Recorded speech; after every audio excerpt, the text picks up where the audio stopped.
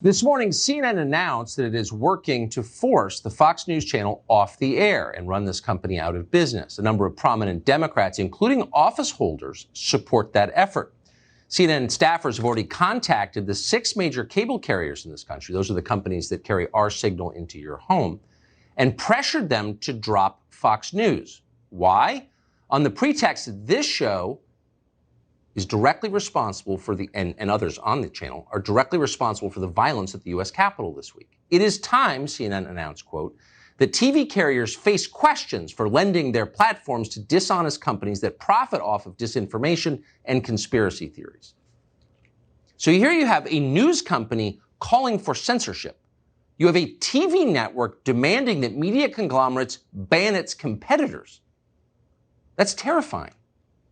But it's also, if we're being completely honest here, kind of amusing.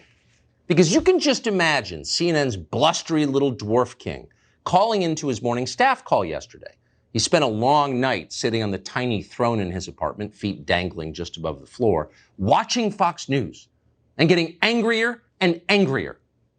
By the time he reaches his minions in the CNN newsroom to deliver the day's orders, the dwarf king's fleshy face is quivering like jello and crimson with rage. "Make them stop," he screams. "Make them stop!"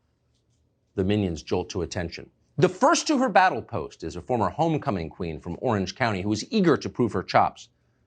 She's not a primetime anchor. She'd like to be, but she's still just a newsreader, a former co-host of a radio show on a contemporary hit station in Yakima, Washington, called Billy Blue and Brianna 2, The Morning Zoo. Not everyone takes her seriously. She wants to be taken seriously, and this is her chance. So she tries to remember the dwarf king's orders. Stop Fox! That was the main command. Then there was that stream of consciousness part, the part where the boss was breathing so heavily it was hard to make out the words. There was white supremacy, insurrection, domestic terrorism, something like that. She tries to connect the dots. It's confusing, but she's pretty sure the word insurrection was in there, for sure. Someone insurrected maybe, or acted insurrectingly, something like that. No, it was definitely insurrection. So she decides to look up the word in the dictionary to see what it means. Here's what happened next. It was an insurrection. Take Merriam-Webster's word for it. Insurrection, an act or instance of revolting against civil authority or an established government, knocking down barriers, knocking down gates, pushing police out of the way. Police would be the civil authority as described in the definition of insurrection. They broke windows and doors. They vandalized offices. Take Merriam-Webster's word for it. That's Mrs. Merriam-Webster to you. But here's the problem. This show, she explained, refused to call that obviously highly insurrection-y event an insurrection. We literally didn't use the word. Just refused. I mean, seriously. Who would do that? Well, if you really want to know who would do that, a white person would do that. A privileged white person. Someone who, presumably unlike her co-workers at CNN, and in fact the dwarf king himself, was both white and privileged, afflicted with something called white privilege. So much white privilege, in fact, that it blinded this person. Because that's the thing about white privilege. If you keep doing it, you go blind. That's what the boss said. Tucker Carlson rolls his eyes at the idea of systemic racism, at white privilege, but perhaps he should roll those eyes on over to a mirror. It is entirely fantastical to think that crowds of black or brown Americans would have been treated as the mostly white insurrectionists at the Capitol were on Wednesday. Oh, the moral lecture from the Morning Zoo lady. Perhaps he should roll his eyes on over to a mirror, assuming you can even do that when you've been blinded by white privilege, because blind people can't see themselves, right? But maybe they should see themselves. They might stop insurrecting, stop being so white and privileged. It went on like this for an entire segment. You can look it up on the internet. And in a way, that's the good news. With enemies like this, Fox News will be around for a long, long time. Jason Whitlock is a longtime journalist, runs Outkick. We're happy to have him on tonight. Jason, thanks for coming on. So the question I have is, have you ever seen, and you've been in competitive journalism, you're in sports journalism, but you've competed against other news outlets your whole life. Have you ever seen an attempt by one to get the authorities to take the other one offline, to silence it? Tucker, we're living in the craziest time of our lifetime, and maybe other than the Civil War, the craziest time in the history of the United States.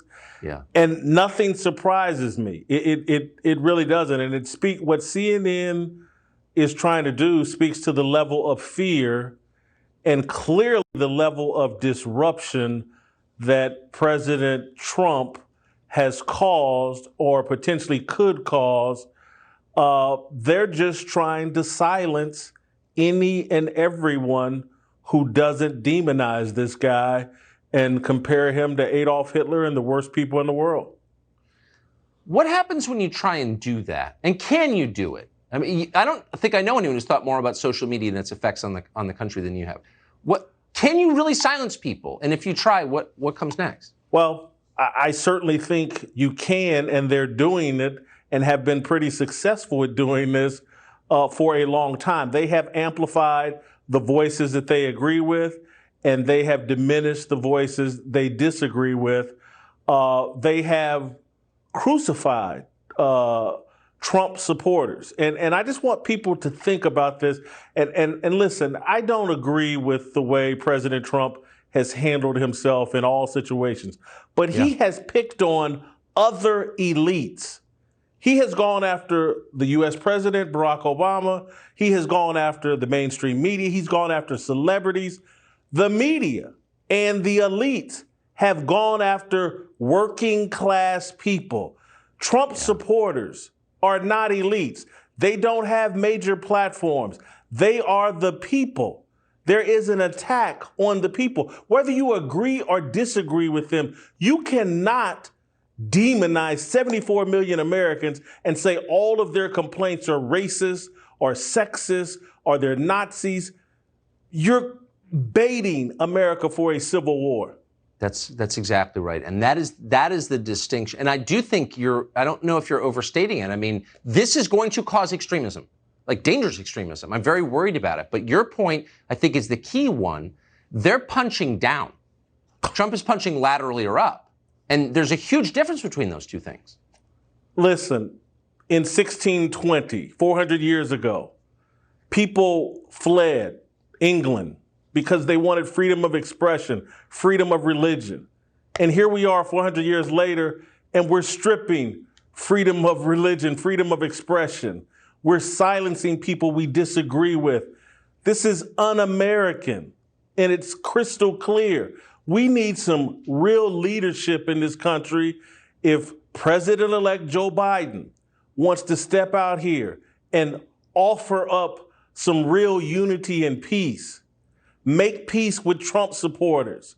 Treat them like human beings, even if you disagree with them. Right. That's the American thing to do. Treat them like human beings, even if you disagree with them. Amen. Jason Whitlock, thank you for that. Great to see you.